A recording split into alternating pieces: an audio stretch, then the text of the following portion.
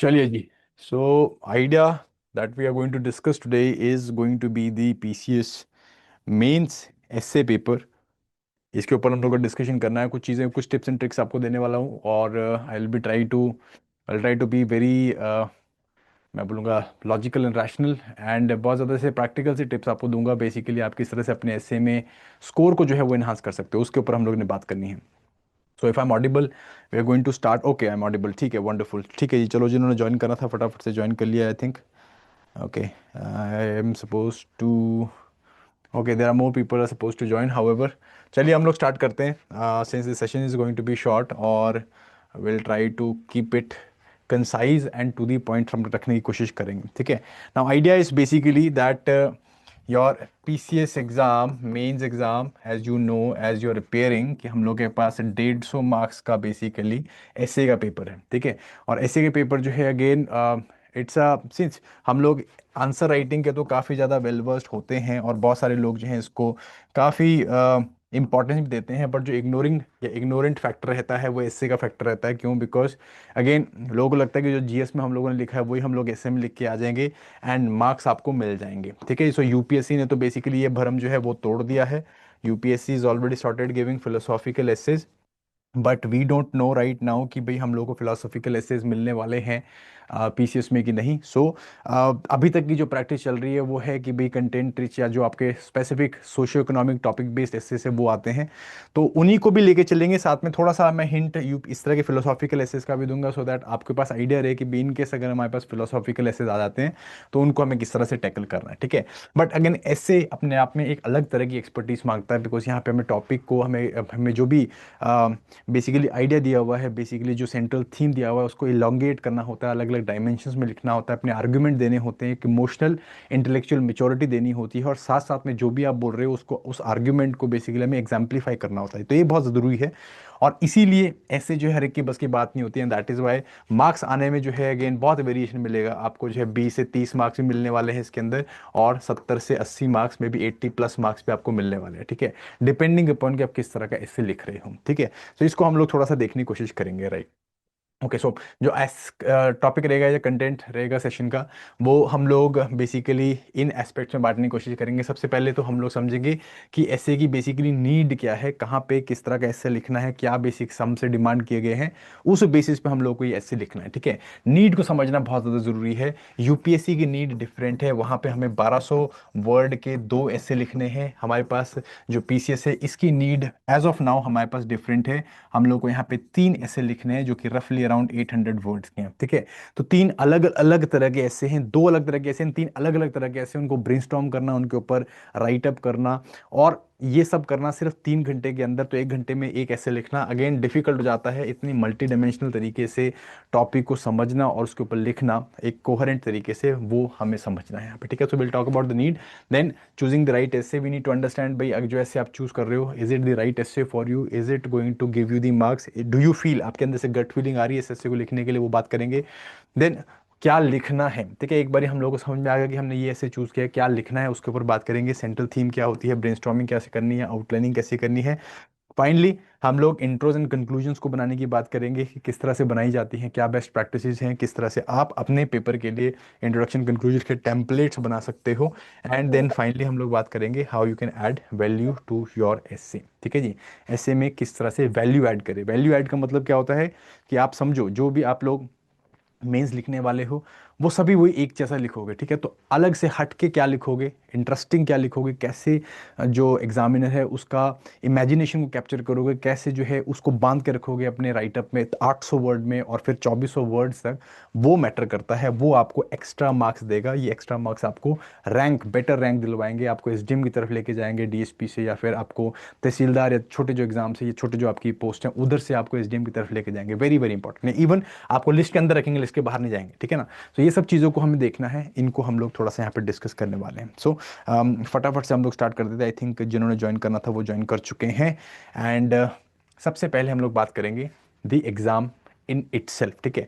किस तरह की एग्जाम की नीड है। सो ये देखो, ये तो हमारे पास 2 एग्जाम्स है, 20 का और 18 का। उससे पहले के मैंने एग्जाम्स लिए, तो हमारे पास अगेन 6 हम लोग को बेसिकली टॉपिक्स दिए हुए हैं और इन 6 टॉपिक्स में से हमें 3 टॉपिक्स में लिखना है, ठीक है। तो हमारे पास 1:2 रेशियो है कि कौन सा ऐसे हम लोग चूज करते हैं। अगेन टॉपिक्स को समझो, तो टॉपिक्स किस तरह के हैं? Economics based state, economics is too important to be left to economics, Indian democracy, ठीक है जी, pandemic times, agricultural crisis in job, ethics and politics in environment, Indian diaspora. So getting my point कि ये जो है जिसे हम लोग टिपिकली सोशो इकोनॉमिक या बेसिकली गवर्नेंस बेस्ड एसेज इनके अंदर डाल देते हैं। ये इस तरह के एसेज हमें पूछे जा रहे हैं। अगर इसी तरह के एसेज आते तो बहुत ईजी हो जाता है हम लोगों के लिए लिखना, ठीक है। अगेन ऐसा नहीं कि भी आंसर लिखते तो ये भी लिखे जाएंगे, ऐसा नहीं है, बट कंपैरेटिवली ईजी है लिखना, क्योंकि यहाँ पे एक बहुत इंपॉर्टेंट एलिमेंट है कि हम लोगों को बहुत ज़्यादा सोचना नहीं है कि सेंट्रल थीम क्या है। हमारे पास सेंट्रल थीम ऑलरेडी रेडीमेड मिल रहा है, ठीक है। जैसे कि हम लोग यहाँ पे बात करें, Indian democracy is increasingly becoming hostage to party politics. तो बेसिकली हमें यहाँ पे बात कर करके कि पार्टी पॉलिटिक्स या सॉरी डेमोक्रेसी जो है उससे किस तरह से हार्म हो रहा है, किस तरह से प्रॉब्लम्स आ रही हैं, किस तरह से इश्यूज फेस कर रही है due to party based politics. So political जो पावर है या पॉलिटिकल जो हम अथॉरिटी की बात कर रहे हैं उससे किस तरह से डेमोक्रेटिक इशू या डेमोक्रेटिक इंस्टीट्यूशंस है या डेमोक्रेसी एज इन सच है वो कैसे इफेक्ट हो रही है। सिंपल है, कोई हमें सेंट्रल थीम के ऊपर बहुत ज़्यादा फोकस करने की जरूरत नहीं है, ठीक है। तो ये हम लोगों के लिए एक अच्छी सी चीज़ बच जाती है हम लोगों के पास कि किस तरह से हमें अपने ऐसे को देखना है। इस तरह के सिंपल सोशियो इकोनॉमिक या गवर्नेंस बेस्ड एसेस हम लोग को मिलने वाले हैं, ठीक है। अगेन इसका मतलब ये नहीं है कि आप कुछ भी लिखो, आपको डेमोक्रेसी मिल गया तो आपने बस स्टार्ट किया एंड डेमोक्रेसी के ऊपर कुछ भी लिख रहे हो। बहुत सारे बच्चे काम कर रहे हैं, जो भी मैंने पीसीएस कैसे चेक किए, ऐसा नहीं करना है। प्लीज़ ट्राई टू अंडरस्टैंड कि we have to ensure that हम लोग 3 चीज़ों को अपने एसे में बांध के रखें, ठीक है।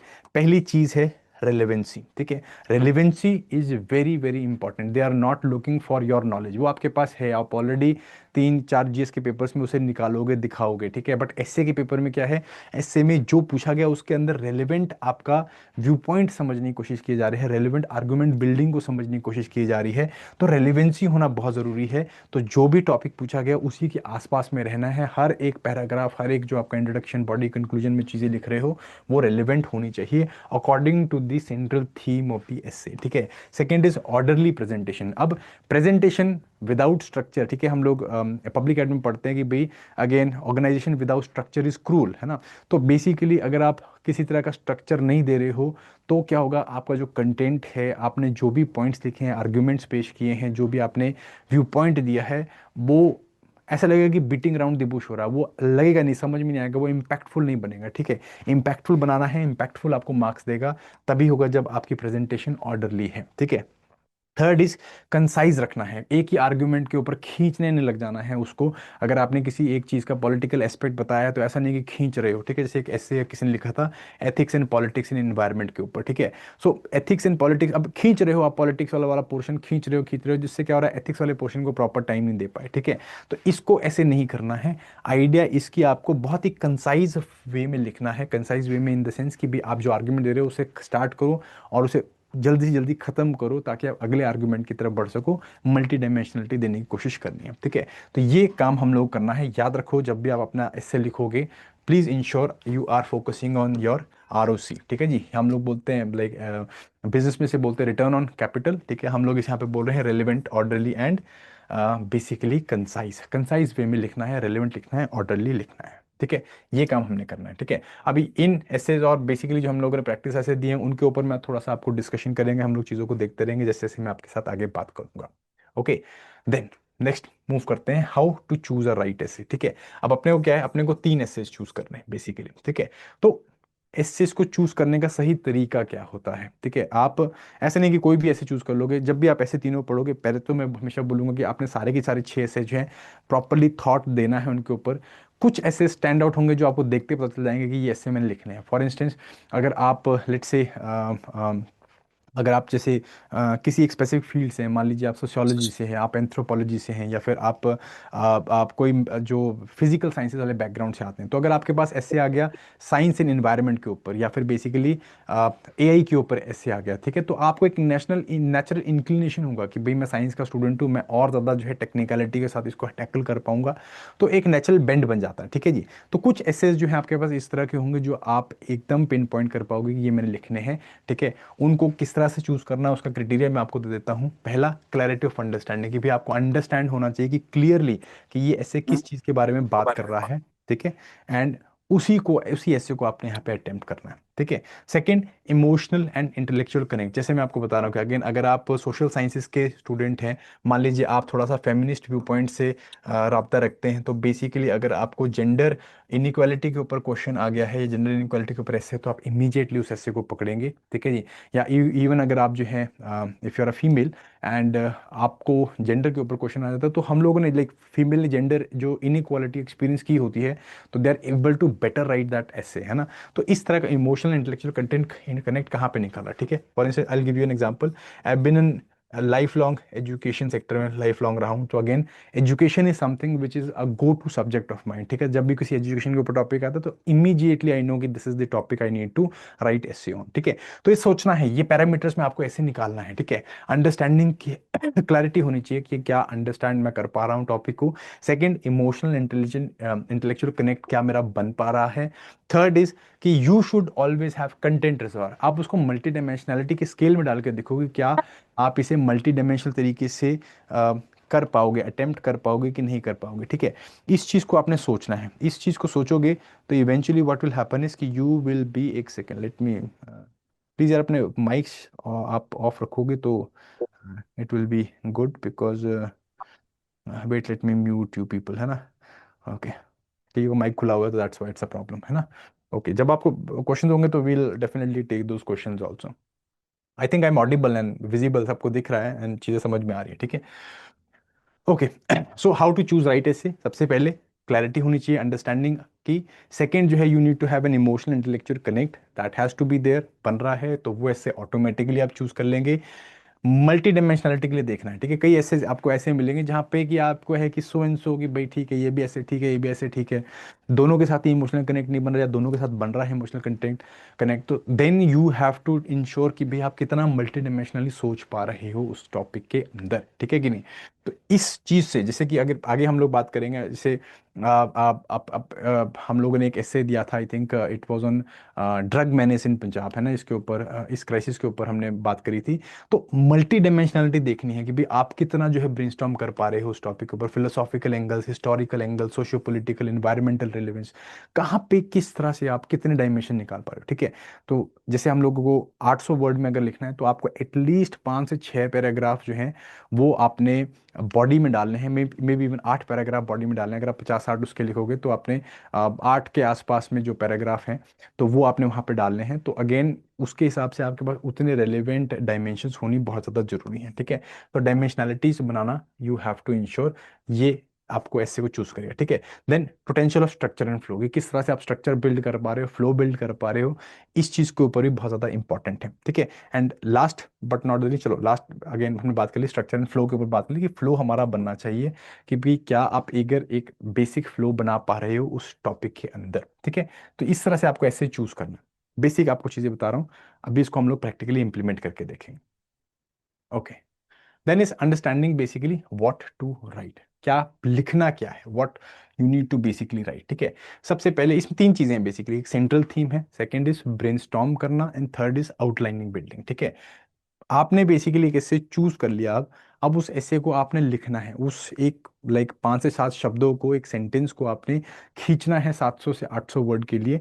तो उसमें आपको क्या चीज़ है, पहली चीज़ कि आपकी सेंट्रल थीम की क्लैरिटी होनी चाहिए कि भाई ये बेसिकली पिन पॉइंट क्या कर रहा है, क्या बता रहा है, क्या चीज़ जो है यहाँ पे पूछी गई है, या किस चीज़ के आसपास में ये सेंटेंस लिखा गया है। ठीक है। Central theme has to be very very important. ठीक है। अब आगे साथ साथ में हम लोग ये काम करते रहेंगे। ये ऐसे हम लोग को पूछा हुआ ऑलरेडी, तो सोचो इसको, सेंट्रल थीम का मतलब है कि क्या केंद्र बिंदु क्या है इसका, सेंट्रल थीसिस क्या है, सेंट्रल आर्ग्यूमेंट क्या है उस पॉइंट का, या जो सेंटेंस हमें दिया है, या जो टॉपिक हमें दिया हुआ है। ठीक है। अगर आप उस सेंट्रल थीम को पकड़ लोगे, सेंट्रल थीम को पकड़ ले, तो इसका मतलब क्या है, you will be very very clear in what you need to write. ठीक है। You will be able to frame your introduction, you will be able to again maintain focus कि भाई जो भी आप लिख रहे हो उसमें आप अपने सेंट्रल थीम को इंश्योर कर पा रहे हो, एंड कंक्लूजन को और कोहेरेंट बना पाओगे। ठीक है। So that is very very important. Now you need to understand this, है ना, कि be let's say this is the topic, just check this topic, economics is too important to be left to economist। ठीक है ना, this is an essay again asked in the PCS exam only। अब इसको आप देखो, ध्यान समझो, अब सोचने की कोशिश करो कि इसका सेंट्रल थीम क्या होगा। ठीक है।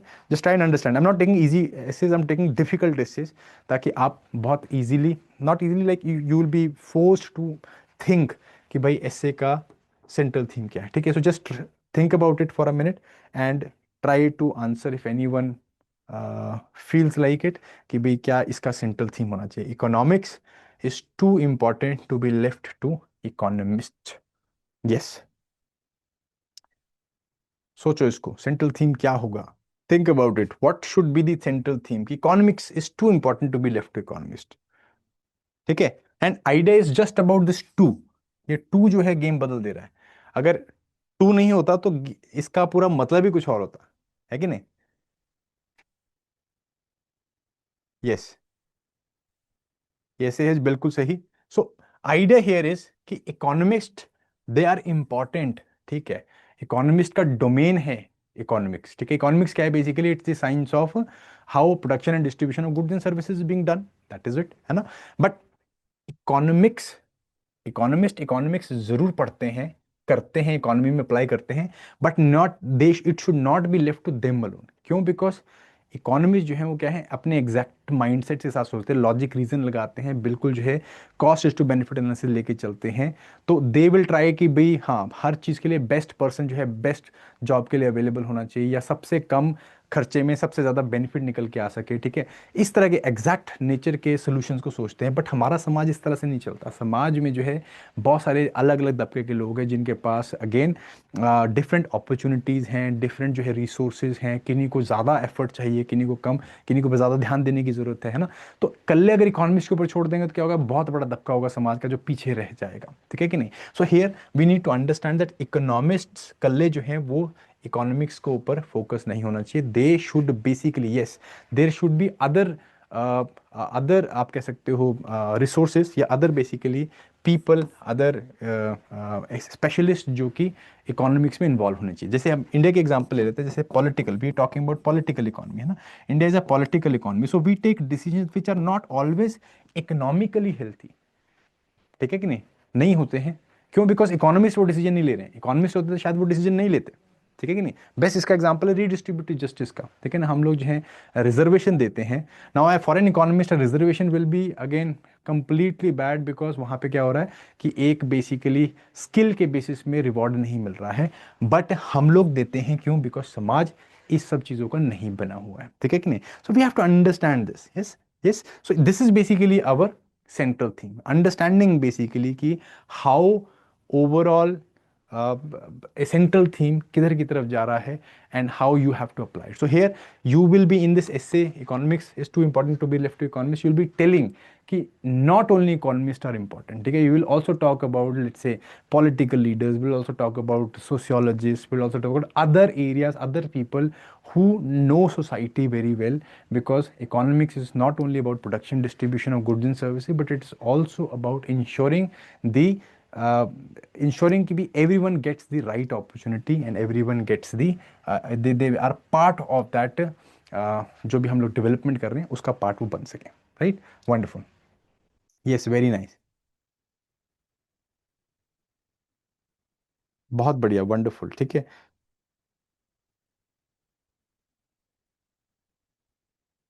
ठीक है। So this is basic, I hope you people got it, है ना। Say central theme, now central theme को समझने का, है ना, for complex topics if you need to understand central theme, I am going to give you a basic step how to understand the central theme, ठीक है।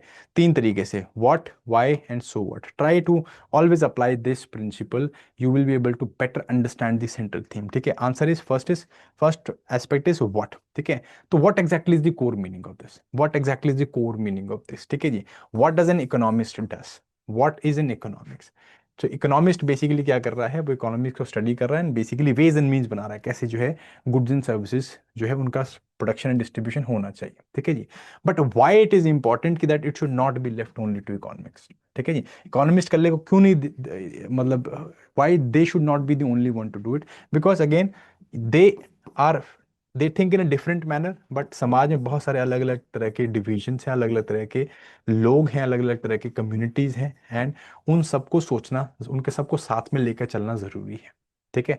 So what, अगर अगर कल इकोनॉमिस्ट बनाएंगे तो कैसे बनेंगे, और अगर सब मिलके बनाएंगे तो कैसे बनेगा, ठीक है। So once you think about this central idea, central theme, you will be very clear, and once it is clear you will be able to very easily frame your introductions, frame your whole essay, divide it into a very very beautiful argument write up, and then better conclude the essay portion. Okay. Okay, I hope the central theme wala portion is understood. ठीक है, we're going to apply it, we're going to continue to apply it आगे also. Okay, think about this. अब देखो एक UPSC में question आता है, ship in harbour is safe but that is not what a ship are for. ठीक है, in case philosophical essays आ जाए, फिलोसॉफिकल एसेज में सेंट्रल थीम को अंडरस्टैंड करना, उसको पिन पॉइंट कर पाना डिफिकल्ट होता है, बिकॉज एब्स्ट्रैक्ट होते हैं, they are very very abstract and they can have multiple meaning. So to pin point it in a very very, अगर लोकस बनाना जाए तो पिन पॉइंट करना इनको बहुत डिफिकल्ट हो जाता है। अगेन स्टेट्स में या फिर पीसीएस में it is very very easy, because again अपने पास प्रॉपर जैसे टॉपिक ऑलरेडी पिन पॉइंटेड दिया होता है। ठीक है, एग्जैक्ट टॉपिक्स हैं। ठीक है, हाउएवर देखो यूपीएससी में पूछा है ship in harbour is safe but that is not what a ships are meant for. ठीक है, थीम क्या है बेसिकली? थीम है to move out of your comfort zone. ठीक है, कंफर्ट जोन से बाहर निकलना है। कंफर्ट जोन में, कंफर्ट जोन में आप सेफ हो। ठीक है, शिप जो है वो कंफर्ट जोन में अपने सेफ है, हार्बर में खड़ी है, बंदरगाह में खड़ी है तो सेफ है। ठीक है, but that is not what a ship is meant for. Ship is meant for sailing, ship is meant to take risk, ship is meant to falter, है ना, उसके बाद समझे, लर्न करें अपनी mistakes and then move forward, progress करें। ठीक है, इसके ऊपर so this is what they are talking about कि move out of that comfort zone is very very important. ठीक है, and individuals Nations they must venture out of their comfort Jones. कोई भी तरक्की जो हमने देखी है, प्रोग्रेस देखी है, डेवलपमेंट देखी है, it has happened once people have come out of their comfort zones और nation they have come out of their comfort zones. ठीक है, तो इसको हमें इस तरह से समझने की कोशिश करनी। ठीक है, I hope you people are getting this point. Yes, if you people get it please write yes in the comment section, so I know that you people are बिल्कुल समझ रहे हो, सीख रहे हो, सुन रहे हो। एंड इफ यस, मैं आपको एक छोटा सा एग्जाम्पल दूंगा और आप लोग खुद इसका सेंट्रल थीम बनाओगे। ठीक है, yes, just write a yes for me and then I will be giving you this question. Okay, so the question is like this. See this question and think about, write copy pencil, I hope copy pencil लेके बैठे हो आप सब यार, है ना, ऐसे मतलब without don't sit without copy pencil please. Breaking the glass ceiling, why are Indian boardrooms still boys club? Yes, so you need to understand the central theme. अभी just don't write on the comment section, अभी नहीं, अभी मत करो, just सोचो इसके बारे में। Always apply what, why, and so what. Apply that. Once you apply that, एक सेंटेंस में मेरे को लिख के बताओ कि इसका सेंट्रल थीम क्या है। Think about it. Breaking the glass ceiling, why are Indian boardrooms still boys club. ठीक है, so understand yes, it's, see getting my point, it is very easy to pin point the central theme here. Again it's a typical, आपको इसी style के question आएंगे, hope इसी style क्या है। ठीक है, अगर फिलोसॉफिकल कहेंगे तो उसको हम लोग एक दिन आराम से बैठ के डिस्कस कर लेंगे, but if you these kind of essays come easy, आपको पता है, लाइक अगर आप थोड़ा फेमिनिस्ट पर्सपेक्टिव से, like if you are influenced by that, if you are a woman who feels that there is gender inequality and you have lived it and experienced it, you will be able to better justify it, है ना। तो आपके लिए सीधा है, पता है कि भैया हाँ women के ऊपर क्वेश्चन आ गया है, अगेन जेंडर इनइक्वालिटी के ऊपर क्वेश्चन है, I have to attempt this, as simple as that. Yes, yes और नो, अटेम्प्ट करना है, अगर नहीं है तो नहीं करना है। ठीक है जी, फॉर इंस्टेंस मैं अपना पर्सनल एक्सपीरियंस बताएं तो आई नेवर अटेम्प्टेड क्वेश्चंस और एसेज जहाँ पे कि अपना जेंडर इनइक्वालिटी की बात करी हुई है। ऐसा नहीं कि भाई I am not, I like belong और I have a patriarchal mood, ऐसा नहीं है। बट अंडरस्टैंड दिस कि भाई as a man we have been from this society, हमने सोसाइटी को उस तरह से देखा है, we have always got favour with respect to the resources, with respect to, है ना, अपने कल्चर में है तो पितृसत्ता है, समाज में पितृसत्ता है, इसमें कोई शक नहीं है। तो हम लोगों ने उस एंगल से कभी देखा ही नहीं कि भाई वुमेन किस तरह फील करते होंगे। तो कई बार अगर हम ऐसे लिख रहे होंगे तो हम लोग की बात है कि ऐसा ना हो कि भी आई यूज टू फील कि कहीं मेरी बातें ऐसा ना हो कि वो बुकिश दिख रही है और बहुत बच्चों की दिखती भी हैं। सो कहने का मतलब है कि, है ना, इमोशनल एस्पेक्ट बहुत इंपॉर्टेंट है कि भी आप जुड़ पा रहे हो ऐसे के साथ। तो प्लीज़ ये जो विमेन जेंडर सेंसिटिव एसेज होते हैं, ये दो धारी का तलवार होते हैं, अगर तो आप जस्टिफाई कर पा रहे हो तभी लिखना, नहीं तो उल्टे बहुत पड़ते हैं। Yes,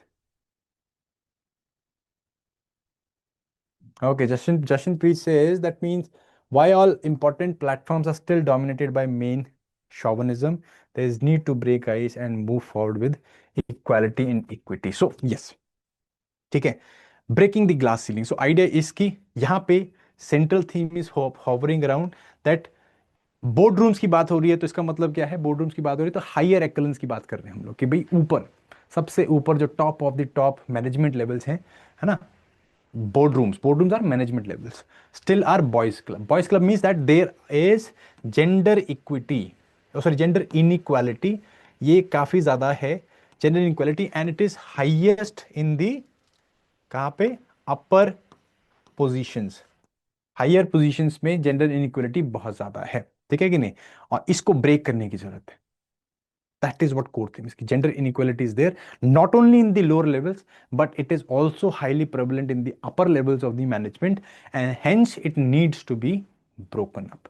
And glass ceiling is there where women are not able to push through from the lower management positions, from the executive positions to the higher management positions. लगा भाई सेंट्रल थीम का पता? Yes. I hope it is okay with you people. Yes, give me a yes if it is okay with you people. Okay, wonderful. Yes, very nice. आगे आते हैं अपन लोग main चीज के बारे में बात करने हैं, ठीक है जी. समझ में आ गया, सेंट्रल थीम बहुत बढ़िया है, आर्गुमेंट करने के लिए बहुत बढ़िया है.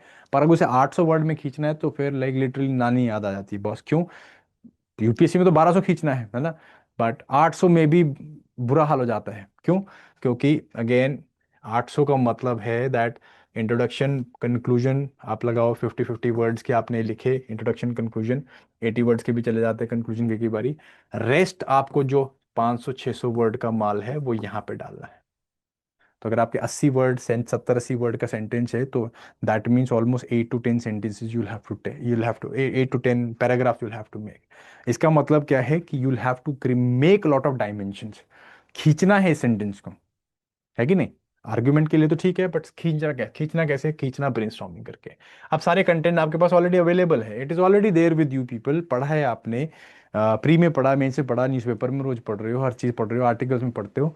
बट खींचना है इसको. खींचने के लिए क्या चाहिए आपको? एक लोकस चाहिए जिसके आसपास आप अपना जाल बुन सको, ठीक है. वो लोकस मैं आपको देने लगा हूँ. So always remember this. TSNS very very easy तरीका है जहां से आप किसी भी एक टॉपिक को खींच सकते हो अलग अलग लेवल पे. T, T is the temporal aspect. Temporal, ठीक है. टाइम फ्रेम, टाइम में, टाइम स्केल में, ठीक है. Time scale means past aspect, present aspect and future aspect. पीछे भी हमने विमेन ग्लास सीलिंग की बात करी. आप बात करो पास्ट प्रेजेंट फ्यूचर के एस्पेक्ट में बात कर सकते हो, कर सकते हैं बिल्कुल. ये पास्ट में ऐसा था भाई. पास्ट में जो है विमेन वो इस तरह से हम लोग अपने वैदिक सिविलाइजेशन की बात करें तो पास्ट में क्या था, वो जो है सभा समिति में बैठती थी, वो लोग जो है स्कॉलर्स बन सकती थी, ठीक है कि नहीं. फिर उसके बाद मिडिवल टाइम्स में क्या हुआ कि धीरे धीरे करके ये जो है बहुत ज़्यादा विमेन को जो है स्कॉलरली उससे या उनके ऊपर जो है पेट्रियार्कल जो रिस्ट्रिक्शंस है वो लगा दी गई. प्रेजेंट स्टेट के ऊपर लिखो, पास्ट प्रेजेंट स्टेट में चेंजेस हो रहे हैं, फ्यूचर में क्या आ रहा है ना. तो टेम्पोरल एस्पेक्ट इज वन, इस तरीके से लिख सकते हैं. स्पेशल एस्पेक्ट हम लोग लिख सकते हैं. स्पेशल इस लोकल लेवल पे, रीजनल लेवल पे, नेशनल लेवल पे एंड इंटरनेशनल लेवल पे, ठीक है. स्पेशल एस्पेक्ट अभी अगेन जैसे मैं पीछे भी ऐसे की बात कर रहा था ड्रग मेनेस के ऊपर ना, ड्रग मेनेस या ड्रग मेनेस इन पंजाब है ना, तो उसके ऊपर हम बात कर रहे हैं. तो अगर उसकी रेमेडी की बात कर रहे हैं तो हम लोग ये एस्पेक्ट यूज कर सकते हैं कि लोकल लेवल पे हमें क्या रेमेडी चाहिए, रीजनल लेवल पे हमें क्या रेमेडी चाहिए, नेशनल लेवल पे हमें क्या रेमेडी चाहिए, इंटरनेशनल लेवल पे क्यों रेमेडी चाहिए. क्योंकि अगेन जो पंजाब का जो एरिया है, it is basically sitting right next to it is the drug triangle, ठीक है ना. सो अगेन यहाँ पे we are at a critical junction जहाँ पे बहुत ज्यादा जो है आप कह सकते हो ड्रग है वो बेसिकली पंजाब की तरफ आता है. सो अगेन हेयर यस, तो इट्स गोल्डन क्रिसेंट यहाँ पे हम लोग ऑलरेडी हैं. सो बेसिकली क्या है कि हमें यहाँ पे ये बात करनी है, इंटरनेशनल एस्पेक्ट रिक्वायर्ड है. यस, नेशनल एस्पेक्ट में क्या करना है, रीजनल एस्पेक्ट में क्या करना है, लोकल एस्पेक्ट में क्या करना है. Getting my point? ठीक है सर. तो temporal aspect is there and spatial aspect. अब ऐसा नहीं कि मतलब हाँ, सबको एक ऐसे में नहीं लगा डालना है. Getting my point? हम जस्ट गिविंग यू ब्रेनस्टॉर्मिंग के टॉपिक्स कि भी इनको, इनको एंड इनको, है ना. सो टेम्पोरल है, then this is spatial. Spatial aspect लगाना, ठीक है. And then is last is sectoral aspect, sectors, अलग अलग सेक्टर्स देखो, अलग अलग इंस्टीट्यूशंस देखो समाज में कौन से हैं। इन अलग अलग इंस्टीट्यूशंस में आप अप्लाई करके देखोगे कैसे लग रहा है ना। जैसे कि पेस्टल अप्रोच, इसे हम पेस्टल बोल देते हैं फेमसली, अगेन यूपीएससी में बहुत यूज होती है, और यूपीएससी में अब थोड़ी कम होगी यूज नहीं because of philosophical essays, but pestle approach, ठीक है नहीं। Political, economic, social, cultural, technological, legal, environmental. कई जगहों में पॉलिटिकल लग रही तो फिलोसॉफिकल एक और ऐड कर दी। अलग अलग एस्पेक्ट्स में सोचो कि इस टॉपिक का फिलोसॉफिकल इकोनॉमिक एंगल क्या है, फिलोसॉफिकल एंगल क्या है, सोशल एंगल क्या है, टेक्नोलॉजिकल एंगल क्या है, लीगल एंगल क्या है, एनवायरमेंटल एंगल क्या है। यस और no, getting my point. So try to understand in this particular, या इन दिस पर्टिकुलर पोर्शन, ठीक है कि नहीं। कैसे, अगेन विमेन के एस्पेक्ट में सोचो, विमेन जेंडर इनइक्वालिटी को पॉलिटिकल एंगल में देखो, पॉलिटिकल जेंडर इनइक्वालिटी कैसी, इकोनॉमिक लेवल पे देखो, सोशियो लेवल पे, टेक्नोलॉजिकल लेवल पे, लीगल लेवल पे, एनवायरमेंटल लेवल पे। अब हमें जो पीछे ऐसे आया वो सिर्फ इकोनॉमिक एस्पेक्ट पे बात कर रहा है, ठीक है कि नहीं। तो हम लोग इकोनॉमिक एस्पेक्ट पे रह गए वहां पे, तो इसके साथ साथ में हमें पेस्टल पे कम ध्यान देंगे, हम लोग इस एस्पेक्ट्स में ज्यादा आ जाए, टेक्नो अपना टेम्पोरल में, स्पेशल स्केल में आ गए, ठीक है ना। क्योंकि उसमें ऑलरेडी वही वही मैं बोल रहा हूँ ना कि भी पीसीएस में क्या है, आपको पंजाब वाले पेपर में क्या है, इट्स क्लियर, इट्स क्लियर कि भी आपको क्या करना है। Board rooms, board rooms is economy, है ना। Boys club, gender inequality in board rooms, breaking the glass ceiling, it needs to be broken. Simple, अपने पास फंडा क्लियर है, इकोनॉमिक एस्पेक्ट में बात करनी है, so will have to switch to T and S, technology अपना टेम्पोरल एंड सेक्टोरल। लगा भाई पता, यस। यहां तक समझ में आया तो प्लीज लेट मी नो, आ रहा है समझ में। Yes boys, okay wonderful, so this needs to be implemented, ठीक है। जितना मैं बता रहा हूँ वैसे समझ में आएगा, इम्प्लीमेंट करना जो है डिफिकल्ट है। एंड इम्प्लीमेंट ऐसे नहीं है, जितना भी डिफिकल्ट नहीं है बाय द वे, कि अगेन तीन चार ऐसे में you start getting the points, ठीक है, वो जरूरी है। But idea is to understand the basic aspect कि भी मुझे कहाँ पे अपने एस्से को लेके जाना है, सेंट्रल थीम समझ लिया, ब्रेनस्टॉर्म करा कि कहाँ पे एस्से लेके जाना है, कौन से एरियाज पे ऊपर मुझे काम करना है, ठीक है नहीं। अब इसके ऊपर एक और इंपॉर्टेंट, ब्रेनस्टॉर्मिंग यहीं पे खत्म नहीं हो जाती है boss, you have to add one another dimension, ये जिसे ट्रिक डायमेंशन बोल सकते हैं। कई बार क्या होता है कि हमें काउंटर एस्पेक्ट भी देना है, ठीक है, this is called as counter narrative या काउंटर थीम। हर एक देयर इज अ थीम, है ना, थीम के आसपास में काउंटर भी होगा, क्योंकि हर एक आर्ग्यूमेंट का एक एंटी आर्ग्यूमेंट होता है, हर एक थीसिस का एंटी थीसिस होता है कि नहीं होता है। मैं आज बोल रहा हूं कि भाई जेंडर में जेंडर इनइक्वालिटी है, शायद कुछ लोग का एक आर्गुमेंट ये भी होगा कि भाई जेंडर इक्वालिटी नहीं है, जेंडर इनइक्वालिटी नहीं है, ठीक है कि नहीं। हम लोग बोल रहे हैं कि भाई देखो विमेन को जो है कम पे की जाती है मेन से, तो मेन बोलते हैं कहीं ना कहीं कि भाई क्या होता है कि भाई हम लोग ज़्यादा काम कर सकते हैं, ज़्यादा फिजिकल लेबर कर सकते हैं, तो हमें ज़्यादा पैसे मिलते हैं। तरीका है कोई, मैंने कहा ना देर इज नो राइट और wrong, there is always everything is grey, है ना। कंटेक्चुअल, हर ट्रुथ जो है कंटेक्चुअल होता है कि भाई कोई किस वेंटेज पॉइंट से देख रहा है, कोई किस वेंटेज पॉइंट से देख रहा है। तो अगेन कोई एक थीसिस है तो उसका कोई ना कोई एंटीथीसिस होगा, तो उसको भी हम लोग इंक्लूड कर सकते हैं। It adds multi dimensionality, specially तब जब आपके पास बेसिकली पॉइंट्स नहीं बन रहे हों। पीछे हमने बात करी कि इकोनॉमिस्ट जो है उनके ऊपर कल्ला नहीं छोड़ना चाहिए। काउंटर आर्ग्यूमेंट क्या है, इकोनॉमिस्ट जरूरी जरूर है, ऐसा नो। हमने बात करी पूरे एस्से में, जब हमने इकोनॉमिस्ट वाले एस्से की बात करी कि economic should not be left only to the economist, है ना। तो उसमें हमने ये बात करी कि भी अलग अलग लेवल्स हैं, सोशल लेवल है, पॉलिटिकल लेवल है, ठीक है, ये साइंटिफिक लेवल है। इन एरियाज में जो लोग हैं वो भी इंपॉर्टेंट हैं, वो बेसिकली समाज के बारे में बताते हैं, ठीक है, उनका भी कंट्रीब्यूशन होना चाहिए इकोनॉमी में, करते हैं, ठीक है।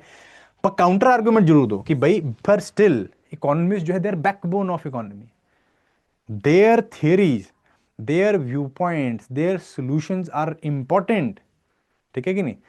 सो उनके हाथ में नहीं दे सकते हैं, बट उनको बिना लिए बिना चल भी नहीं सकते हैं, तो एक आर्ग्यूमेंट जरूर देना है। That is called a counter argument. Again idea is to add dimensionality in your essay, dimensionality लेके आनी है। डायमेंशनलिटी लेगा तो यूनिफॉर्म लगेगा, ये ऐसे लगेगा कि आप एक ही पॉइंट को बार बार घुमा भी घुमा के लिख रहे हो। बहुत सारे बच्चों ने लिखा है बाय द वे, है ना, घुमा घुमा के लिख रहे हो, मजा नहीं आता है, यू विल गेट अगेन वही बहुत एवरेज मार्क्स, 20 मार्क्स दे दिए, 22 मार्क्स दे दिए एट मैक्स, है ना। You don't want that, you want around 50। एक ऐसे लिखा 50 में से तो एटलीस्ट 30 से 35 मार्क्स आए ना बॉस, तभी तो आप 90 के आसपास में पहुंचोगे, ठीक है कि नहीं। Yes, getting my point. Counter argument, but counter argument का ये दो धारी तलवार है। अगेन काउंटर आर्ग्यूमेंट किया, ये नहीं आपने थीम को ही क्वेश्चन कर डाला, ऐसे नहीं करना है। जो काउंटर आर्ग्यूमेंट दिया उसको प्लीज सिंथेसाइज इट, सिंथेसाइज करो ऊपर का आर्ग्यूमेंट। जो आपने 90% लिखा है, 10% से वो 90% उड़ा मत देना, रिफ्यूट मत करवा देना। जो 90% लिखा है उसको 10% जो लिखा है आपने कि भाई इसके साथ ये भी हो सकता है, इसको सिंथेसाइज करो, बैलेंस की बात करो। Very very important. तो हमें लिखना है कि भाई इकोनॉमिस्ट बहुत जरूरी है, उनके बिना नहीं बनेगा बात, तो इकोनॉमिस्ट को भी साथ में लेके चलना है। आइडिया वही है, हम लोग गाइडेंस देंगे, इकोनॉमी आगे चलेगी, इकोनॉमिस्ट बताएंगे कैसे। Counter argument. तो अगेन इफ यू वांट, ये आपको पीडीएफ मिल जाएगी, कोई ज़्यादा बहुत बड़ी बात नहीं है, but if you want you can take a screenshot of it if you want. Like temporal, spatial, pestal, and C. So it's basically your TSSC. So this is your argument basically जो आपने अपने पास brainstorming के लिए याद रखना है। Simple. Your idea is to keep it very very simple. Keep it very simple when you are brainstorming. Okay? Okay. Philosophical essays के लिए कई बार फिलोसॉफिकल एसेस आ जाते हैं। तो फिलोसॉफिकल एसेस की जो ब्रेनस्टॉर्मिंग होती है वो थोड़ा डिफरेंट तरीके से होती है। उसमें बहुत ही लिमिटेड लेवल पे पेस्टल लगता है। मतलब हमें सिर्फ ऐसे एंगल लेना होता है कि भाई इसका इकोनॉमिक एंगल क्या है, इसका सोशल एंगल क्या है, बट हम उस पर अप्लाई बहुत मुश्किल से कर पाते हैं। जनरली फिलोसॉफिकल एंगल्स क्या होते हैं, आइदर इंडिविजुअलिस्टिक एंगल्स होते हैं, यूनिवर्सलिस्टिक एंगल होते हैं। मींस कलेक्टिविटी के थ्रू देखा जा रहा है, या इंडिविजुअलिस्टिक इंसान के थ्रू देख रहा है। ठीक है ना, एक हम बात करते हैं ना collective freedom and individual freedom की, collective opportunity, collective responsibility versus individual freedom की बात होती है ना। That is what philosophy is all about. Individual aspect में देखना है कि यूनिवर्सल एस्पेक्ट में देखना है। तो कोई भी अगर फिलोसॉफिकल ऐसे आता है तो उसको आप इन्हीं दो पायदान में रख के देखिए करिए कि भी इंडिविजुअलिस्टिक है कि यूनिवर्सलिस्टिक है, और उन बेसिस पे यू हैव डिफरेंट आइडियाज। ठीक है, जैसे इंडिविजुअलिस्टिक एस्पेक्ट है तो उसमें बड़े सारे एस्पेक्ट्स होते हैं पॉजिटिव, जैसे कि इंडिविजुअल के ऊपर सेल्फ रिफ्लेक्शन है, थॉट्स हैं, सेल्फ डिस्कवरी है, माइंडसेट है, हार्ड वर्क है, इंडिविजुअलिटी है। ठीक है जी। और नेगेटिव एस्पेक्ट्स में आपको fatalism, defeatism, procrastination, dishonesty, greed, selfishness, envy, ये सब चीज़ें होती हैं। ठीक है, इसके ऊपर मैं आई थिंक एक और सेशन लेना चाहिए, क्योंकि ये फिलोसॉफिकल एसेस अपने आप में एक डिफरेंट लेवल है, एक अलग लेवल है। ठीक है, तो इसके ऊपर मैं एक सेशन ले लूंगा आप लोगों का, if you people want. Right I am not going to bog you down बहुत ज़्यादा, बिकॉज एसए का सेशन भी लंबा हो जाएगा, we don't have that kind of a time. तो इसको हम लोग एक और सेशन में अलग से ले लेंगे, फिलोसॉफिकल एसेस को ब्रेनस्टॉर्म कैसे करना है। अभी आपके पास जो सिंपल टेक्निकल सेशन है, टेक्निकल एसेस हैं, उनको आपको कैसे करना है, it is like this only. Okay, yes, okay, okay. So philosophical essay इसको ब्रेनस्टॉर्म करने के लिए मैंने यहाँ पे लिखा था कुछ, but let's not go into this as of now. Let's come to outlining. ठीक है, ब्रेनस्टॉर्म कर लिया पॉइंट को, अब क्या करना है, आपने उसे पिरोना है। माला में आपने बेसिकली मोती चुन लिए हैं कि मैंने ये मोती डालने हैं, बट आपको अब एक धागा चाहिए जिसमें आप इन्हें पिरो सको। ठीक है जी, you need the thread to put the beads, that is your information, that is your content, that is your dimensional, different dimensional viewpoints, इनको पिरोना है। तो that is how outlining comes into role, या आउटलाइनिंग कम्स इनटू प्ले। ठीक है, outlining ने वही काम करना है, वो बेसिकली एक धागे की तरह काम करेगी जो कि आपके एसे को कोहेरेंट देगी, कोहेरेंस देगी, एक कोहेरेंट एफर्ट मिलेगा उसके अंदर, और एक फ्लो, जिसे हम कहते हैं ना कि यार इस ऐसे में फ्लो मिसिंग है, इस ऐसे में ना एक कंसिस्टेंसी मिसिंग है, फ्लो मिसिंग है। फ्लो इसीलिए मिसिंग है क्योंकि आउटलाइन प्रॉपर नहीं बनी। मेनी टाइम्स जब हम लोग के पास ऐसे, मेरे पास जब ऐसे देखने का टाइम नहीं होता तो मैं तो आउटलाइन देखता हूँ, I just just go through outline कि भाई इस बच्चे ने आउटलाइन क्या लिखी है। I will think about the marks जितने मुझे देने हैं, आउटलाइन देखा, मार्क्स दिए, let's say 40 out of 100, let's say 50 out of 20 marks दे दिए। ठीक है, देन आई रीड भी ऐसे ऊपर ऊपर से। तो many times, like almost 90% of the time what happens है कि जो मैंने मार्क्स पीछे दिए हैं वो ही मार्क्स आगे मिलते हैं। क्यों? आउटलाइनिंग बच्चे की बता देती है कि वो किस तरह कैसे लिखने वाला है। ठीक है कि नहीं? क्लैरिटी फ्लो निकल के आएगा, आपका मल्टी डायमेंशनैलिटी निकल के आएगी, सेंट्रल थीम को पकड़ के रखोगे। ये सब चीज़ें हम लोग केसेस में लिखते हैं कि भी सेंट्रल थीम मिस हो गया है, आर्गुमेंट जो है वेग हो गए हैं, जस्टिफाई नहीं हो रहा है। ये सब चीज़ें इसलिए होती है कि आउटलाइन आप बहुत अच्छे से नहीं बना पाते हो। ठीक है कि नहीं? तो आउटलाइन सिंपल अपने पास क्या है, इंट्रोडक्शन, बॉडी, कंक्लूजन, यही आउटलाइन है हम लोग का। इंट्रोडक्शन गुड 50 वर्ड्स के आसपास का इंट्रोडक्शन लिखो आप, कोई प्रॉब्लम नहीं है। ठीक है, बॉडी आप उसके बाद अराउंड 500 वर्ड्स के आसपास में, 500 600 वर्ड्स के आसपास में लिख सकते हो।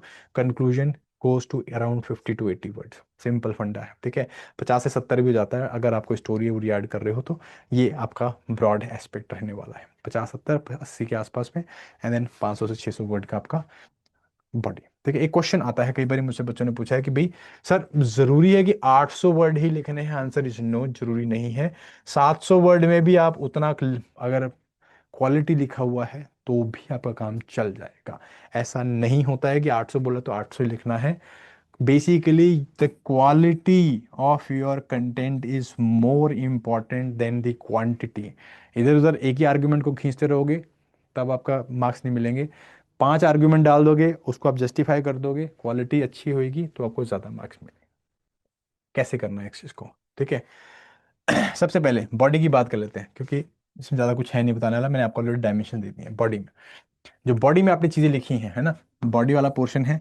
पीछे ब्रेनस्टॉर्म किया, ब्रेनस्टॉर्म करने के बाद अब आपको उसे ऑर्गेनाइज करना है बॉडी में। कैसे करोगे ऑर्गेनाइज?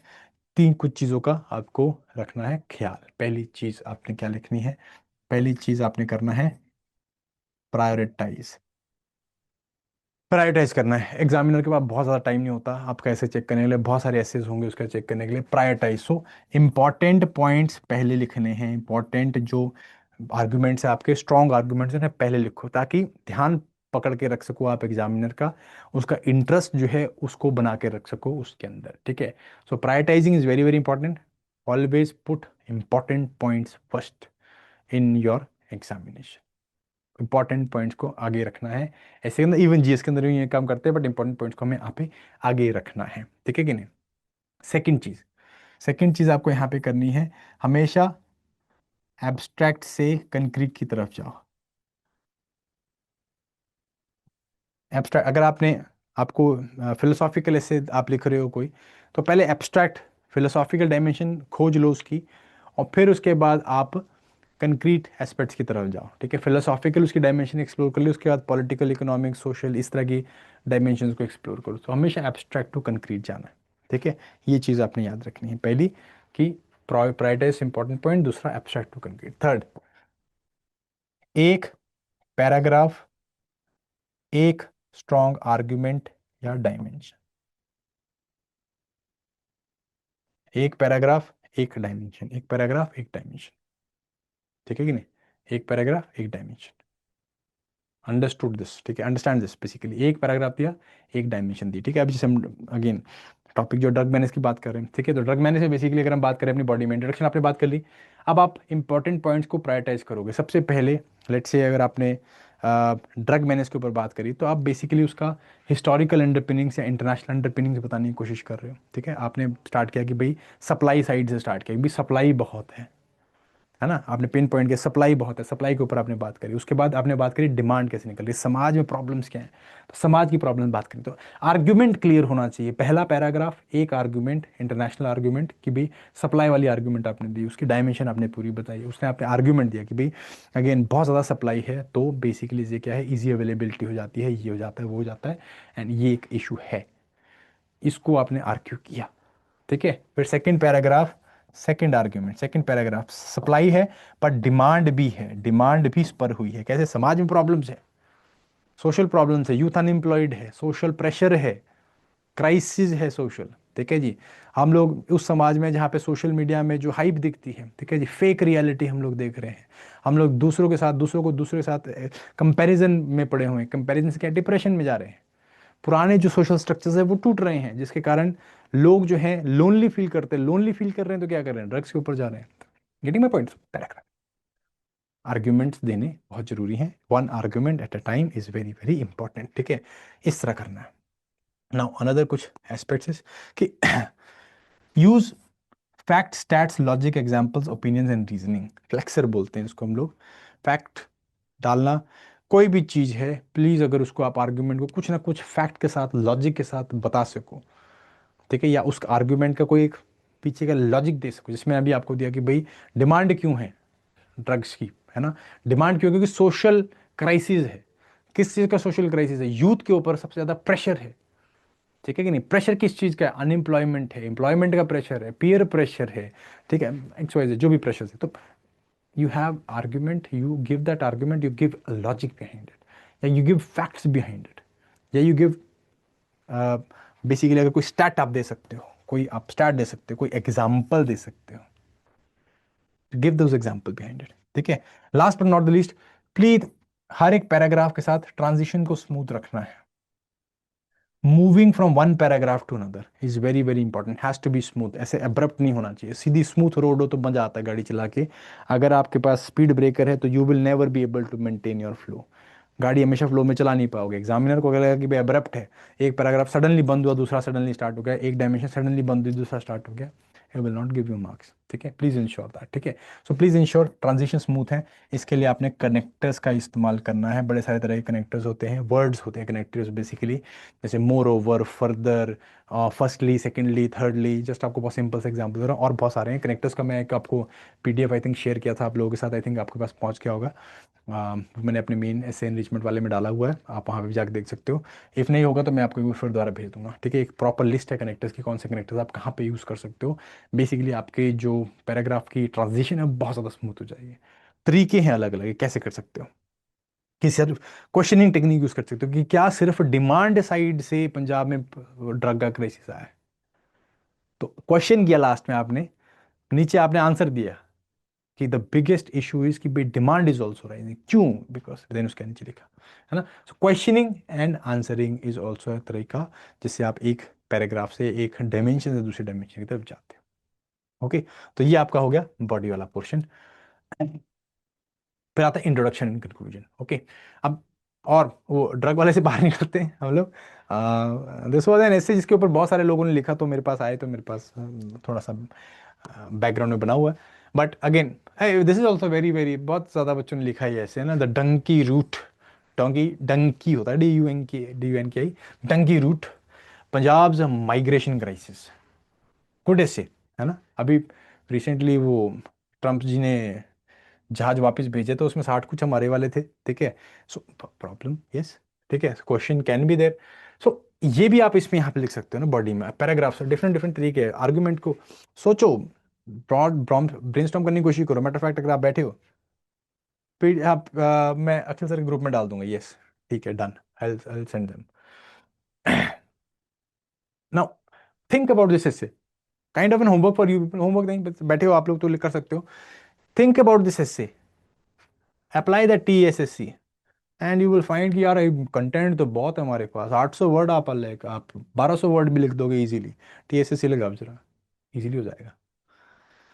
ठीक है ना। स्पेशल स्केल देखो इसका, सेक्टोरल स्केल देखो इसका, ठीक है नहीं, देन काउंटर आर्ग्यूमेंट देखने की कोशिश करो कि भाई काउंटर आर्ग्यूमेंट, इसके लोग बाहर जा रहे हैं तो क्या मतलब हम लोग बाहर जाना रोक दें, क्या ये सोल्यूशन है।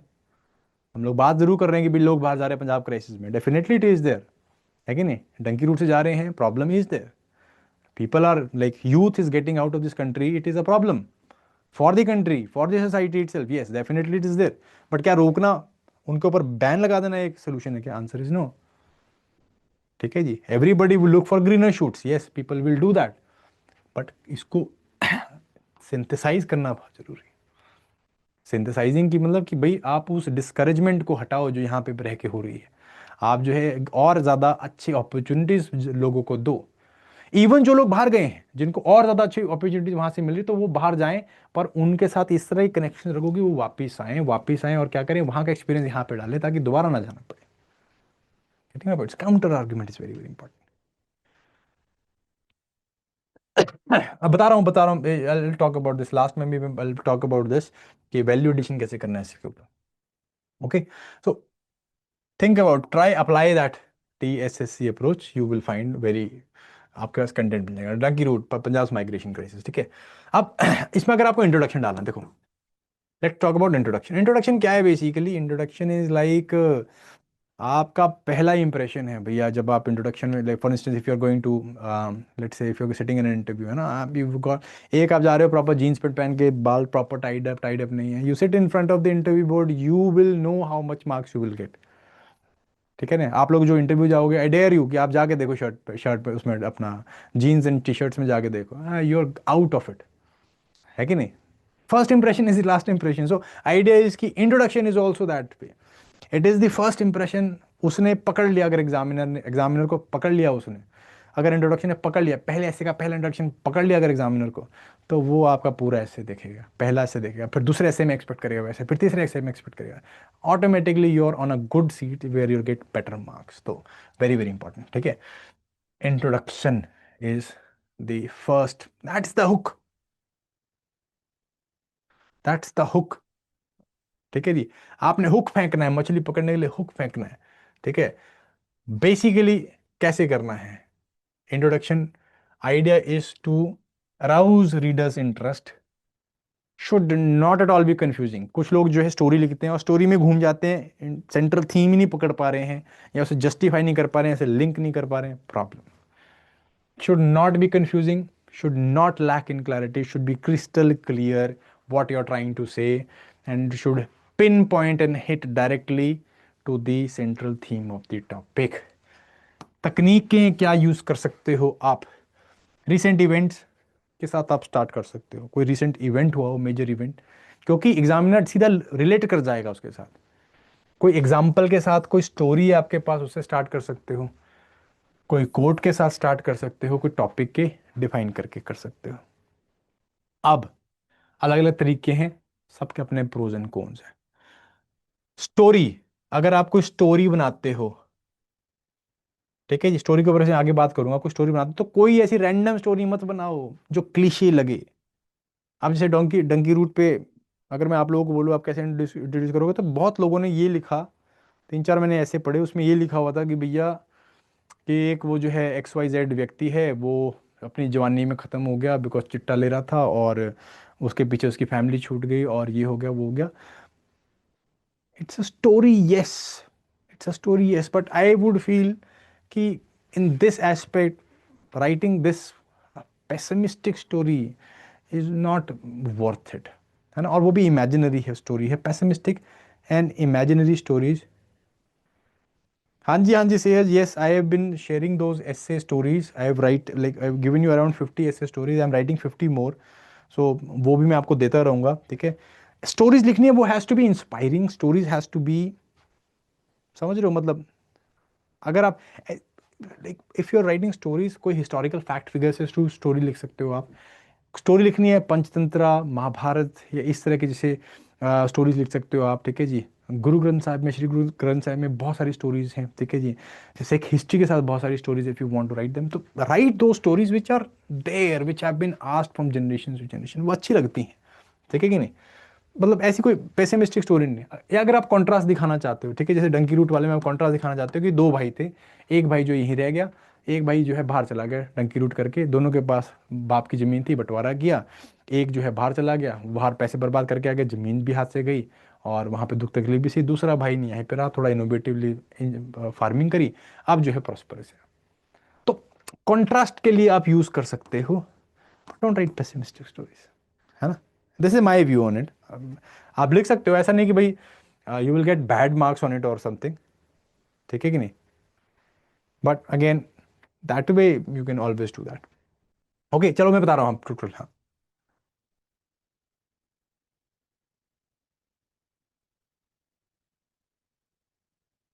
Yes yes yes, current aspect के साथ आप लिख सकते हो, डेफिनेटली लिख सकते हो।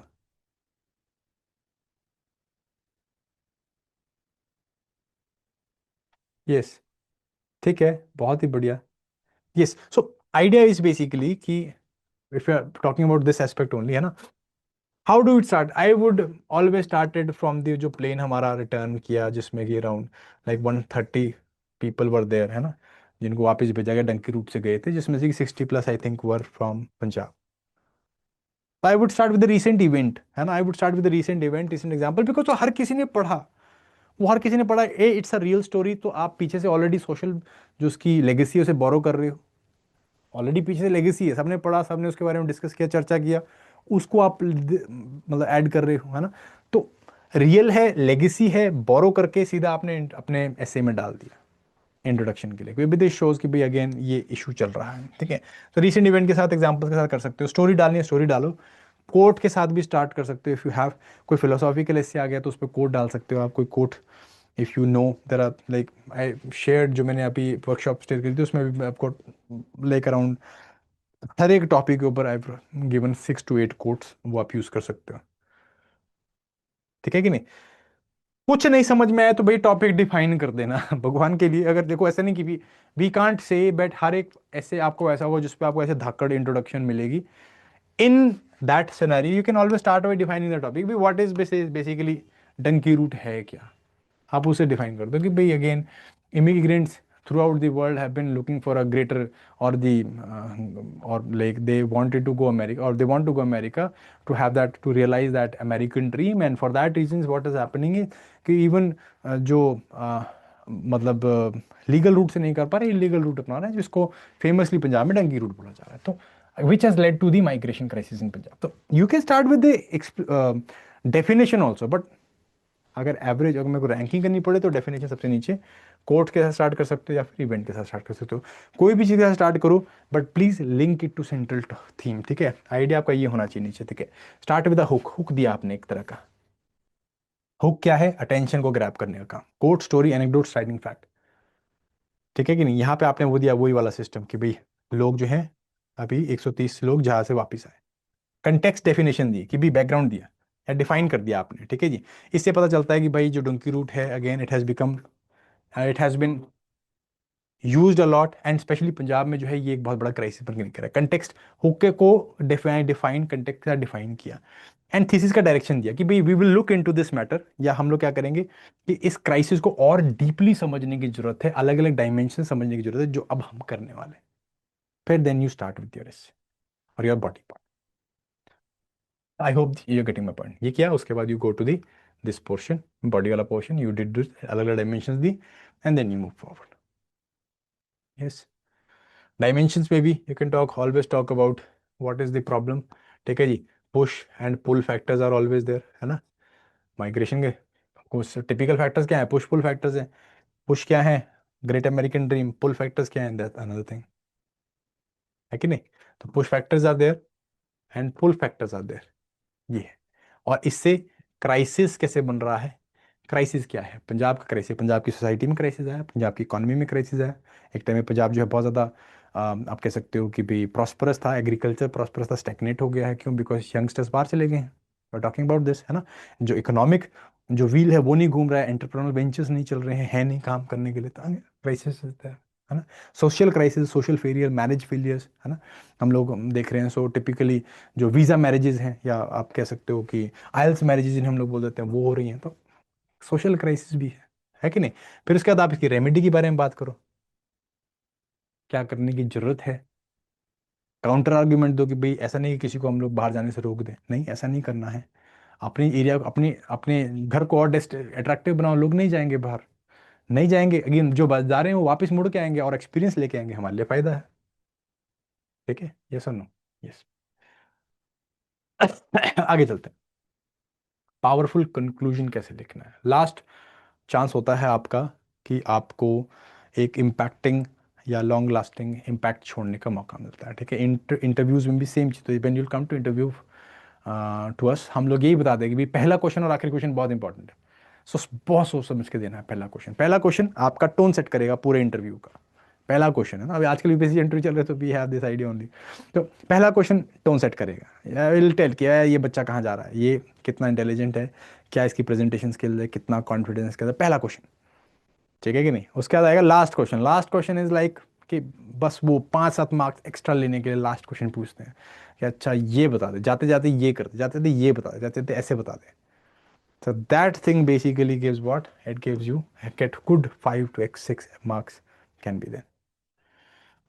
नहीं नहीं नहीं, पॉइंट्स पॉइंट्स में नहीं लिखना है, कुछ भी पॉइंट्स में लिखना है। पॉइंट्स में लिखना है तो वो आपने जीएस के पेपर्स में लिखो, don't write it here.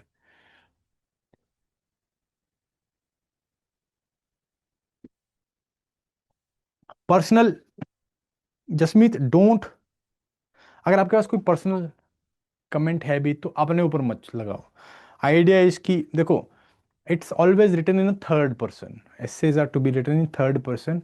So don't say कि I personally feel like this, ऐसे नहीं बोलना है। ठीक है? या for me this happened this, ऐसे नहीं बोलना है। ठीक है जी? Don't narrate your own story, ऐसा भी नहीं करना। It's a third person, it's a third person academic essay, तो इसको ऐसे नहीं करना है आपको कि you put up personal aspects into it, नहीं करेंगे। ठीक है। और अगर कुछ करना भी है, कुछ आपके मन में आ भी रही है तितलियां कि भाई मेरे को तो ये लिखना ही लिखना है, ये आर्गुमेंट तो बहुत जबरदस्त है, मेरे अपने एक्सपीरियंस से आ रहा है, तो don't write it like this, है ना भाई। आप एक्सपीरियंस लिखना है तो आप किसी अकॉर्डिंग टू एक्सपर्ट्स कर दो। ठीक है। If you want to do it, I would first suggest that not to do it, but even if you want to, just you can go for कि भाई according to experts this is what has happened. Getting my points, पर please try to do it in third person. Okay, लंबा हो गया session. हम लोग बात करते हैं कंक्लूजन के ऊपर। ठीक है। सो कंक्लूजन जब आपने लिखना है तो conclusion basically is what, it has to have a positive outlook. Positive outlook होना चाहिए ताकि आप एक पॉजिटिव पर्सनालिटी लगो। Positive outlook is very very important. Vision, एक course of action, solution oriented approach कि मैं सोल्यूशन देने को तैयार हूं, मुझे सोल्यूशन, मैं ये सोल्यूशन है या इस सोल्यूशन के ऊपर काम करेंगे, ये करेंगे, एक कॉल टू एक्शन कि ये करना है, पॉजिटिव आउटलुक के साथ कि ये करेंगे तो ऐसा जरूर होगा। अगर ऐसा किया तो 2047 में भारत जो है एक विकसित भारत होगा। अगर ये किया तो भाई पंजाब फिर से जो है, जो अपनी प्रीवियस ग्लोरी है, जो हिस्टोरिक ग्लोरी है, उसके ऊपर जा पाएगा। ठीक है नहीं। एक ओवरऑल सस्टेनेबल डेवलपमेंट के लिए पंजाब के यूथ की जरूरत है। अगर ऐसे काम किए जाएंगे तो पंजाब का यूथ जो है वो स्ट्रेंथन होगा, एम्पावर होगा, और खुद जो है स्टेट को ऊपर आगे लेके जा पाएगा। Talking about positive outlook in course action, clear and concise, it has to be clear and concise. ठीक है कि नहीं। कैसे करना है, come back to cyclical closure. एक होता है साइक्लिक क्लोजर, जो इंट्रोडक्शन में हुई बात उसी के ऊपर दोबारा आ गई। अभी I was reading in interview, interview script, उसमें क्या था एक्सर्ट्स, कम लोग बात कर रहे थे। तो उसमें एक व्यक्ति को, एक अभी यूपीसी का इंटरव्यू, तो उसमें एंट्री के टाइम पे उसके नाम पे सवाल पूछा कि भाई तेरा नाम जो है ऐसा कैसे हुआ, मतलब क्या जरूरत नाम में, तो वो नाम के ऊपर थोड़ा सा डिस्कशन चला। और जाते हुए जो है उसके ऊपर, नाम के ऊपर कि भी अगर आपको चॉइस दी जाए तो आप अपना नाम चेंज करोगे कि नहीं चेंज करोगे। तो it was getting my point. So this is called a cyclical closure, starting with something, ending with something. बड़ा अच्छा लगता है आजकल, मूवीज भी बहुत अच्छी लगती है हमें इस तरह की, जो स्टार्टिंग में कुछ दिखाता है, फिर उसकी पूरी मूवी में कुछ और चलता है, फिर एंडिंग में फिर दोबारा वो स्टार्टिंग के ऊपर आ जाते हैं, है कि नहीं। सो साइक्लिकल क्लोजर क्लोजर कहते हैं कि भाई आपने लेट से कोई स्टोरी लिखी, आपने कोई स्टोरी से स्टार्ट किया, आपने उसी स्टोरी पे एंड कर दिया। जैसे हम ड्रग मैनेज की बात कर रहे थे कि भाई या हम लोग वो पीछे वो डंकी रूट वाले की बात कर रहे थे कि भाई दो भाई थे, दो, एक भाई जो है डंकी रूट लगा के गया, फेल हो गया, दूसरा भाई जो है वो यहाँ पे खेती कर रहा था, धीरे धीरे करके प्रॉस्पर किया। अगर दोनों भाई यहीं पे रहते तो ऐसा हो जाता। ठीक है कि नहीं। मतलब कहने का मतलब है कि returning back, coming back to the cyclic closure, वापिस आए उस चीज के ऊपर जो आपने इंट्रोडक्शन में लिखी है बात। ठीक है कि नहीं। फिलोसॉफिकल रिफ्लेक्शन करने की कोशिश करनी कि भाई कुछ प्रोफाउंड एब्स्ट्रैक्ट एस्पेक्ट, कोई ऐसी चीज निकाल डालनी है आपने जो कि बहुत ही प्रोफाउंडफुली इंसाइटफुल हो। ठीक है, कोई ऐसी चीज निकालें कि भाई ड्रग मैनेज जो है, हम लोग बात कर रहे हैं कि भाई सप्लाई को रोका जाए, हम लोग नशे के विरुद्ध युद्ध की बात कर रहे हैं। बट कोई जो है, जो नशे से पीड़ित लोग हैं, उनकी व्यथा को नहीं समझ रहा है। हम लोगों को एक अलग अप्रोच से ड्रग मैनेज को देखने की जरूरत है। हमें समाज में वो ड्रग्स लेना तो जो है वो एक तरह का सिम्टम हो गया, डिजीज अंडरलाइन क्या है उसे समझने की जरूरत। तो आप कुछ ऐसा इंसाइटफुल निकाल डालो, और फिर आपने उसे कंक्लूजन में लिख डाला कि भाई आह मजा आ गया, दैट टाइप ऑफ थिंग, है ना। That is philosophical reflection. And obviously call to action या एक होपफुल आउटलुक, अगर ऐसा होगा तो ऐसा होगा। तो टाइप्स हैं जो आपको अच्छा लगता है, ये करके कॉल टू एक्शन दे दिया, साइक्लिक क्लोजर करके, या समराइज करके फिलोसॉफिकल रिफ्लेक्शन दे दिया, या कॉल टू एक्शन दे दिया, ऐसे आप कर सकते हैं।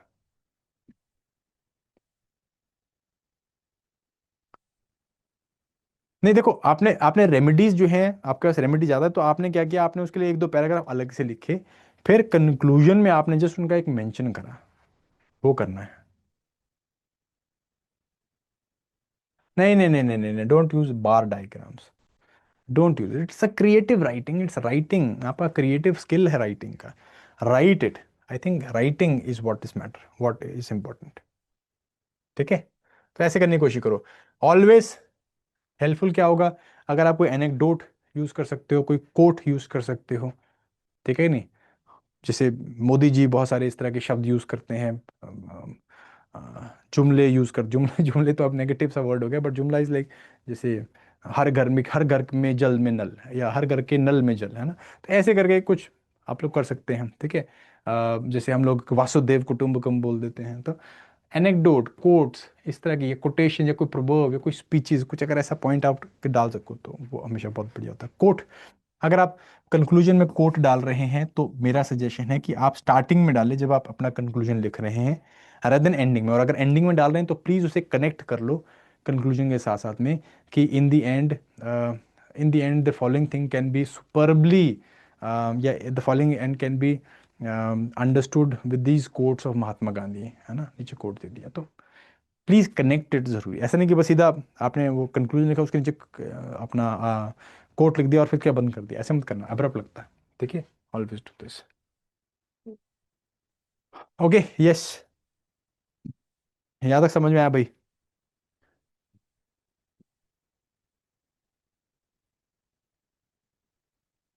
Perfect, perfect, perfect. Okay, yes, last फटाफट से करेंगे, इज वैल्यू एडिशन, है ना। वैल्यू एडिशन कैसे करते हैं, ये आम जिंदगी में आप और ज़्यादा रोचक कैसे बनाएंगे, इंटरेस्टिंग कैसे बनाएंगे? पहली चीज़, stories, stories help you, very nice. Second is quotes, हो गए, किसी अच्छे कोट से फेमस कोट्स को कर सकते हो, बहुत अच्छी बात है। थर्ड, कोई हिस्टोरिक फैक्ट या कोई ऐसा आप कंपैरिजन ड्रॉ कर सको, वो भी बहुत अच्छी बात हो सकती है। ठीक है कि नहीं? जैसे आप कोई हिस्टोरिक, कोई इस तरह का एस्पेक्ट, कोई चीज़ हुई हो, जैसे कि एडिसन ने बल्ब को डिस्कवर किया, या फिर, है ना, इसरो की साइंटिफिक जर्नी अगर आप बात रहे हो, तो हिस्टोरिक फैक्ट कुछ अगर ऐसा डाल दिया आपने, कोई कोट डाल दिया, स्वामी विवेकानंद का कोट है, rise awake, stop not till goal is reached, ऐसे करके कुछ डाल दिया, है ना। स्टोरीज बीच में डाल सकते हो या स्टार्टिंग में डाल रहे हो स्टोरीज, वेरी वेरी। बट क्या करना है, ओवर यूज नहीं करनी है, कनेक्शन बनाना है, ठीक है। स्टोरीज छोटी होनी चाहिए, ठीक है, 3 पैराग्राफ, तीसरी तीन सेंटेंसेस, इससे ज्यादा की स्टोरी ना हो। तो छोटी स्टोरीज, और सीधा मुद्दे पे आना है कि स्टोरी का कंटेक्स्ट जरूर बताना है, ठीक है कि नहीं। इंश्योर कनेक्ट करना जरूर है, ओवर यूज नहीं करना है, ऐसा हर एक पैराग्राफ में आपने ऐसे कोट से स्टार्ट नहीं करना है या स्टोरी नहीं डालनी है। एक या दो स्टोरीज गुड इनफ होती हैं, एक या दो कोट गुड इनफ होते हैं, आइदर, है ना, सारे नहीं। अलग अलग जगह से आप पॉपुलर स्टोरी सोर्सेज लगा सकते हो, महाभारत रामायण है, पंचतंत्र जातका है, ठीक है जी, फ्रीडम स्ट्रगल, दांडी मार्च है, historic global contact, modern icons हैं, साइंटिफिक इंडेवर्स जो हुए हैं, इसरो है, वैक्सीन्स हैं, ठीक है, थॉमस एडिसन है, all those kind of people in places मैंने आपके साथ ऑलरेडी शेयर करी हुई है, जो लिस्ट है या जो पीडीएफ शेयर करी हुई है स्टोरीज की, उनको आप यूज़ करो, ठीक है, वो आपको हेल्प होगी, ठीक है। Okay, some key points to remember, please remember these points when you are writing ऐसे। मल्टी डायमेंशनलिटी चाहिए, सेंट्रल टॉपिक के साथ होना चाहिए, कॉन्स्टिट्यूशनल वैल्यूज को ऑलवेज अपहोल्ड करना है, डेमोक्रेटिक रहना है, एकदम एब्सोल्यूट अप्रोच नहीं लेनी कि भाई चाइना ने कर दिया तो हमको भी ऐसा कर देना चाहिए, ठीक है जी। कंसेंसस बिल्ड करने की हमेशा बात करनी है, एब्सोल्यूट पोजीशन नहीं लेनी है, स्वीपिंग जनरलाइजेशन नहीं बनानी है कि ये ऐसे हैं तो ये सब ऐसे हैं, ऐसे नहीं करना, कहना है do not question the topic itself, and एक साइड की तरफ नहीं जाना है टॉपिक में, टॉपिक को मल्टी डायमेंशनल तरीके से देखना है। ये मैंने रफ आउटलाइन का टेम्प प्लानर आपको दे रखा है, it is in the workbook of ऐसे, ऐसे वर्कबुक में आपको मिल जाएगा। वो आई थिंक अखिल सर ने ऑलरेडी शेयर करी हुई है, नहीं करी तो मैं फिर दोबारा करवा दूंगा। वर्कबुक, ऐसे वर्कबुक है, दो that was made for UPC people, but that workbook में मैंने एक आउटलाइन बनाई थी कि ऐसे का टॉपिक है, introduction, hook, central themes, scope of the essay क्या करेंगे, philosophical, historical, social psychological, political, technological, international, future outlook, ये contrasting view, your stand and resolution. तो ये तरीके से आप क्या कर सकते हो, आप अपना आउटलाइन प्लान कर सकते हो, अपने जो ब्रेनस्टॉर्म पॉइंट है उनको एक प्रॉपर आर्ग्यू, प्रॉपर तरीके से पिरो सकते हो, प्रॉपर लगा सकते हो, देन ऐसे लिख सकते हो, ठीक है कि नहीं। So that was the session, small session, तो टाइम हो गया काफ़ी, I think it was suppose to be an hour of a session, but I think थोड़ा सा लंबा हो गया, but anyways I think it was an healthy session.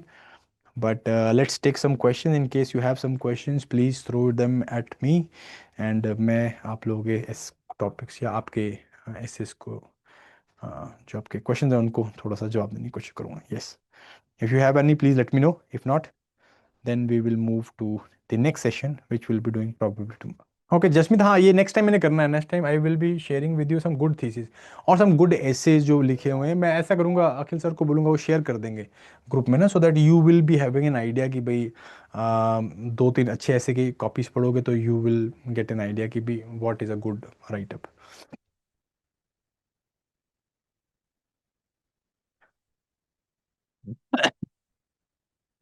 ये पीडीएफ आपको अखिल सर के चैनल पे मिल जाएंगी, आई थिंक जो इनका टेलीग्राम चैनल है उसमें मिल जाएगी।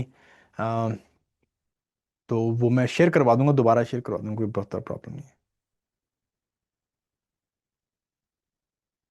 वे फॉरवर्ड देखो, अगर आपके पास, अगर आप रेमेडीज बता रहे हो और आपके पास ज़्यादा पॉइंट्स लिखने के लिए, तो आप उसको दो अलग सेपरेट पैराग्राफ में लिखो। फिर कंक्लूडिंग पैराग्राफ में उन्हें लिखने की जरूरत नहीं है, कंक्लूडिंग पैराग्राफ में बस आप ये लिख सकते हो कि अगर ऐसा किया जाएगा तो ऐसा हो सकता है, ठीक है कि नहीं। तो वहां पे लिखने की जरूरत नहीं है, अलग से आप दो पैराग्राफ डालो एंड देन उस पर लिख लो। क्योंकि हमारे पास 8-10 पैराग्राफ से लिखने के लिए आप 5-7 4-5 डायमेंशंस भी एक्सप्लोर करोगे, काउंटर थीसिस एक्सप्लोर करोगे, रेमेडीज दोगे तो उसमें हो जाएगा अपना काम। Yes, anything else?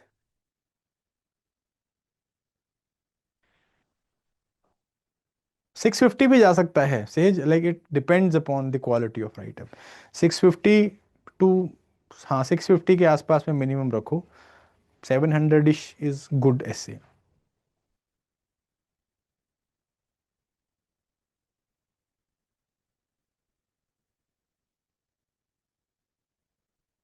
नहीं जशन जशन, अगर करना चाहते हो तो कर लो, but I don't suggest it. ये जीएस में करें तो बहुत बढ़िया लगते हैं। जीएस में इंफॉर्मेशन के लिए आपके पास वर्ड्स कम होते हैं और इंफॉर्मेशन ज़्यादा होती है। यहाँ पे आपके पास वर्ड ज़्यादा है, इंफॉर्मेशन कम होगी या खींचनी पड़ेगी, तो I don't think so you need it to, you need to do it. आप एक्सप्लेन करो चीज़ों को तो बहुत बेटर रहेगा। रमनप्रीत, जो मैंने ऐसे की वर्कबुक शेयर करी है उसमें हर एक थीम के ऊपर मैंने 8-8 10-10 कोट्स शेयर करे हुए हैं।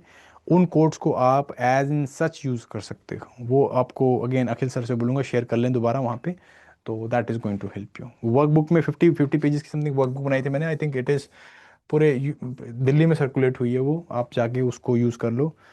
वो मैं अखिल सर से शेयर करवा लूँगा।